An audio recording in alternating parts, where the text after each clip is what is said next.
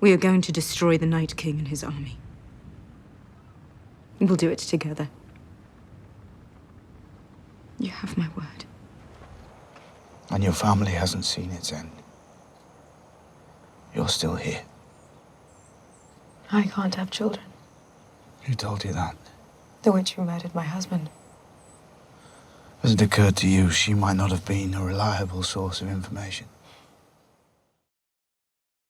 Hey everybody, so there's a bunch of Game of Thrones that's been dropping this week, and a lot of you requested a new Daenerys Jon Snow video, so this will be a little bit about Endgame as it applies to their characters in the future of House Targaryen, because there are all kinds of theories about the way the show weaves the metaphors of Azor, Ahai, if there's going to be a Nyssa, which main characters are going to have to die in order to fulfill Martin's promise of a bittersweet ending.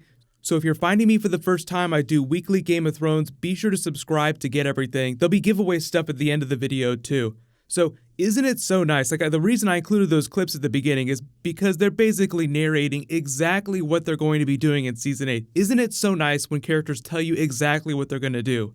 There really hasn't been any question about their fight against the Night King. Obviously, they're marshaling all their forces at Winterfell. The real questions are what's the future of Daenerys' family? Like, she talks about the dragons dying out because they were caged, so she's trying to break the wheel. So there's a lot of metaphors about them trying to stop the cycle of ice and fire, trying to get rid of the Night King, as well as trying to end the Game of Thrones. That's really the wheel that she was trying to break when she was first coming to Westeros during Season 7. She didn't know anything about the Night King at that point. Didn't know anything about prophecies, even though Kinvara did visit Varys way back during Season 6. Because of the way the show jumps forward in time, we don't even know if Varys ever told her about that. We got a visit from this mysterious high priestess from the Red Temples. She said some really creepy shit that involves you, and things are much bigger than we ever thought before. I think the way they reacted to Melisandre's talk about prophecy, Varys did not have that conversation with her. Part of the idea of Season 7 is that it took Jon Snow showing her those cave paintings, I know there were all kinds of jokes about that, and then her actually seeing the Night King up north of the wall before she really believed what everyone was talking about. There's a little bit of misdirection coming with this Wincest plot. Bran's going to drop the bomb that Jon Snow is secretly a Targaryen. He's Aegon. He's the rightful heir to the Iron Throne. That all seems like it's just meant to keep you busy thinking about how the characters are going to stay together long enough to fight the Night King while he's on his way. So even though I'm 100% on board with George R. R. Martin's bittersweet ending and most of the main characters dying, I still think that it's an optimistic story. They'll come together. I think most people believe that too. It's just a question of which characters survive to the end. So they defeat the Night King, but as Daenerys talks about her family dying out, I can't have children, this is the end. The Targaryens aren't special people. And Jon's trying to talk her down off that ledge. You're still here. Maybe the witch that killed your child and husband isn't a totally reliable source of information. Just seems like it's building towards the future of a House Targaryen, even if Jon Snow and Daenerys aren't both around to enjoy that. So a big part of the end of the story is the idea that Azor Ahai will rise and kill the Night King. But a lot of you have asked me throughout the season about the Nyssa of it all. So if you don't know who Nyssa is, one of the really important parts of the Azor Ahai myth is that he had to forge the Lightbringer sword, and in order to do that, he had to temper the sword in the soul of his Nyssa, his wife, his beloved. So I'll read part of this myth here. So he tries a couple different times to forge the blade, but the blade keeps cracking because he hasn't tempered it the right way. The third time with a heavy heart, for he knew beforehand what he must do to finish the blade, Lightbringer. He worked for 100 days and nights until it was finished. This time he called for his wife, Nyssa, and asked her to bare her breast. He drove his sword into her breast, her soul combining with the steel of the sword, creating Lightbringer, while her cry of anguish and ecstasy let a crack across the face of the moon.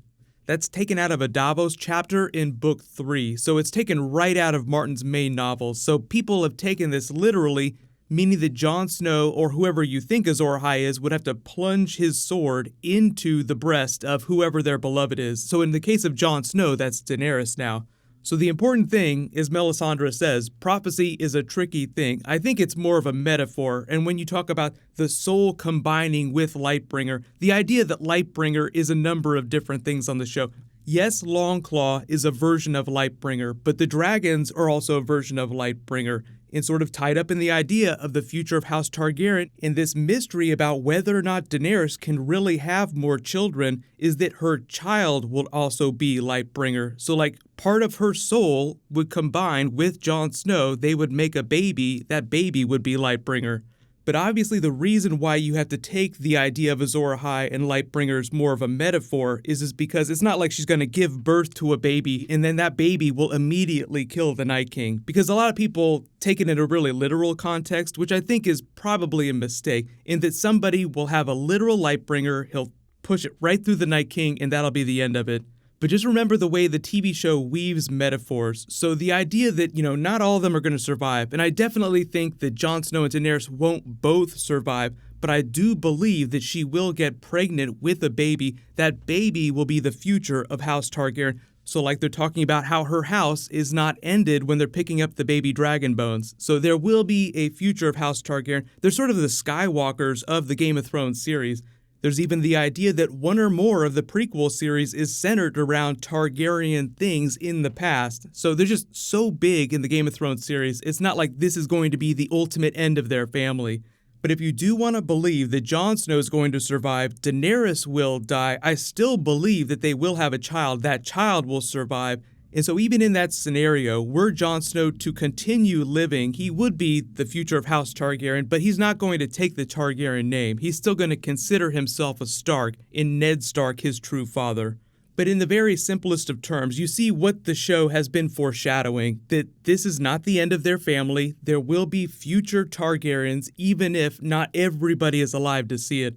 So let me know in the comments, what do you think about the idea of the Nissa Nissa Azor Ahai myth as it applies to the metaphors of the TV show? Like not in a literal context, not someone literally plunging their sword into someone else's breast. But the funny thing about the show, funny twist, is that while it mostly trades in metaphors for the really big stuff, it does do a lot of eye-winking with literal fulfillments of foreshadowing moments like that. So I do believe there will be a moment where somebody plunges their sword into their beloved's breast, but I think that's more of a Cersei type thing, and I know a lot of you are asking about the Jaime Azor Ahai idea. So I am planning on doing a video about that sometime soon, but leave all your bonus video requests in the comments below. And real big question for you guys in the comments, Star Trek Discovery is premiering this Sunday. Do you guys want me to do videos for that? I will do a non-spoilery review, so that'll post tomorrow, but just think about that in the back of your mind until I post that video. So there is a new round of that HBO Now giveaway. I'll just announce a winner the next time I post Game of Thrones. That'll be on Sunday. So while you wait for everything, you can click here to learn more about Aegon Targaryen, and you can click here to watch that Targaryen animated prequel again too.